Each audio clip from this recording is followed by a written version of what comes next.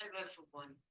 Good afternoon, good morning, good evening. Wherever you're joining me from, you're welcome to my channel. This is Word for Word Talk. Today, I just want to bring you an update regarding this a young lady. Her name is Shamima Begum.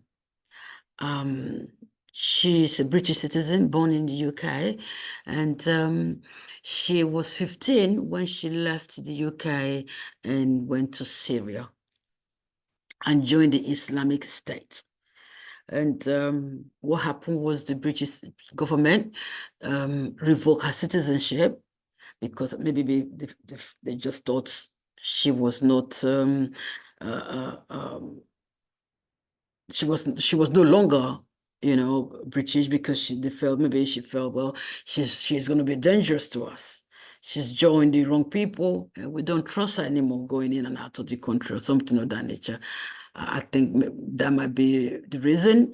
That's just my own opinion, but her citizenship was revoked, and she's been in Syria. That's been a long time. She was 15 when she left the UK. She's 24 now. So that's about 7 years now. And she's been living in the camp. She's been living in the camp in the northeast of Syria. So they'll be going to court back and forth. You please do check for my video that I did some time past. You might be able to get the full details, So they'll be going to court back and forth, and hoping for the government to reinstate her citizenship. But it hasn't been so. So they actually have gone again today, and she's not granted. So she might be living in that Syria camp for a long time. She was 15. Some felt, well, she was very young. She would have been manipulated online to go to Syria. And she didn't know what she was doing because she was a minor. But all that ever, no, she knew what she was doing. She didn't cry out to leave. So anyway, let me play this video for you. Maybe you let me know what you think. Leave us your comment. And Shamima Begum has lost her legal challenge against the removal of her British citizenship. The schoolgirl, who lived in East London, travelled to Syria to join Islamic State when she was 15. She was stripped of her right to reside in the UK in 2019 on national security grounds. Now, today, the Court of Appeal unanimously dismissed her case, saying Ms Begum made a calculated decision to align with the terror group. It could be argued that the decision in Ms Begum's case was harsh. It could also be argued that Ms Begum is the author of her own misfortune. But it is not for this court to agree or disagree with either point of view. Our only task is to assess whether the deprivation decision was unlawful. We have concluded it was not, and the appeal is dismissed. Well, since that judgment, the legal team representing Shamima Begum have been speaking. We are going to keep fighting. I want to say that I'm sorry to Shamima and to her family that after 5 years of fighting, she still hasn't received justice in a British court. And to promise her and to promise the government that we're not going to stop fighting until she does get justice, until she is safely back home. Reflecting on the judgment, the MP David Davies said, despite today's judgment, the government can't continue to shirk obligations on this issue. Shamima Begum is British and should be repatriated along with all other nationals detained without charge or trial in northeast Syria to face British justice where appropriate. He goes on, our international allies recognise this as the only sensible solution long ago. The government must finally take responsibility and abandon its failed policy. Now, in Syria, authorities fear ISIS ideology and radicalisation and fear that it's thriving in the two prison camps in the northeast, calling them a ticking time bomb. Tens of thousands, including families of those from the Islamic State, are living in the camp Al-Roj, where Shamima was held, and in a second camp called Al-Hol. Our special correspondent, Alex Crawford, has been in the region and sent us this. To enter the detention camps of northeast Syria is to enter ISIS territory.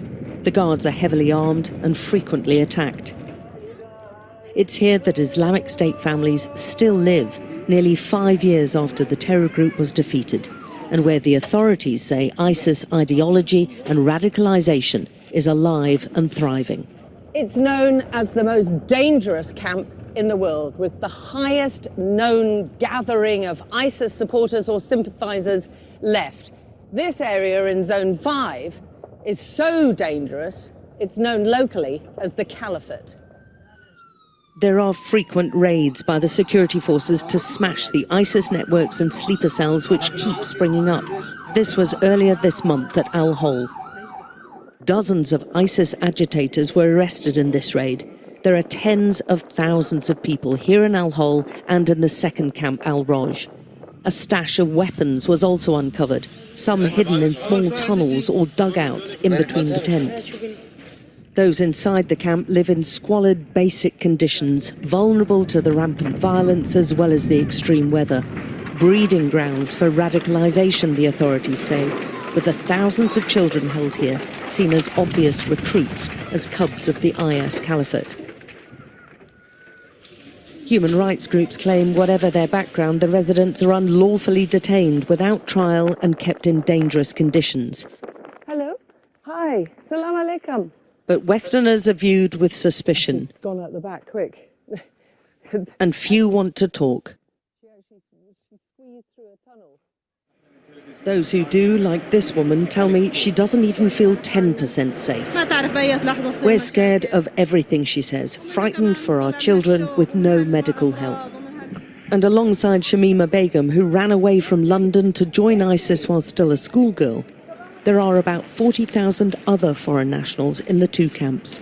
The Kurdish authorities insist their allies among the 80 countries who fought ISIS now need to help them with security and take back their own nationals. The ISIS prisons and camps have become a way that ISIS can re-establish themselves. And in the camps, you've got a whole new generation trained in ISIS ideology, methods and way of life. It's a ticking time bomb which can explode at any time. Children make up the bulk of the camps, 60% of them, many born from forced marriages and rape, left to languish in dangerous camps with no proper education. Easy prey for ISIS recruiters. Alex Crawford, Sky News in northeast Syria. Wow, you could hear all that is going on in the camp. That camp is something else, isn't it? That means a lot of people are suffering. And those children, 60% of the population in the camp, they are children. And it's the environment they grew up in that they're gonna act like, isn't it? Except just by divine protection for those children. Otherwise, or they can be moved earlier to escape the system in that camp. Most of those children will believe, or let me say some of those children will believe the system of ISIS, because that's what they know. That's where they were brought up. That's where they were born and raised. So it's a lot. And most of these countries where about this 40,000 of them came from, they really don't, some of them don't want them back. Some of them do. They think, okay, you have been radicalized, and if you come back home, you're not going to support our nation. You're a sympathizer with ISIS. So we don't want you back because you're going to be a danger to us. You're dangerous. Your mindset is changed. You're not going to leave us, one of us. You're against us in your heart, kind of a thing, because of strange teachings you have received over the years, but those little children, they're caught up in the situation. Even the 15-year-old is still minor, but well, you know, it's sad. It's really sad to see that the children can't go to school. So what they know is what they know, all from the camp. So let me know what you think about the situation. I just wanted to update you to just let you know where we are with Shamima Begum. If you haven't watched my first video on her, please just search on it, you'll find it. Thank you so much for watching.